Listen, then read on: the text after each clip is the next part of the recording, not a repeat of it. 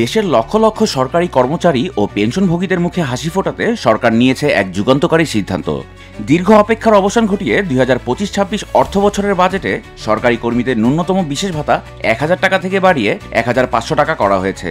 আর যারা দেশের সেবায় নিজেদের জীবন উৎসর্গ করছেন সেই পেনশনভোগীদের জন্য এই ভাতা ৫০০ টাকা থেকে বাড়িয়ে ৭৫০ টাকা নির্ধারণ করা হয়েছে। এই উদ্যোগ বাস্তবায়নে দেশের সামাজিক সুরক্ষা খাতে অতিরিক্ত ১০,০০০ কোটি টাকা বরাদ্দ দেওয়া হয়েছে, যা এ খাতে মোট বরাদ্দকে ৯১,২৯৭ কোটি টাকায় উন্নীত করেছে। এছাড়াও যাদের নিট পেনশন ১৭,৩৮৮ টাকা বা তার বেশি, তারা পেনশনের ১০% বিশেষ ভাতা হিসেবে পাবেন, আর এর কম পেনশনধারীরা পাবেন ১৫% বিশেষ ভাতা। প্রধান উপদেষ্টা মোহাম্মদ ইউনূসের সভাপতিত্বে চূড়ান্ত হওয়া এই বাজেট ১ জুলাই থেকে কার্যকর হবে।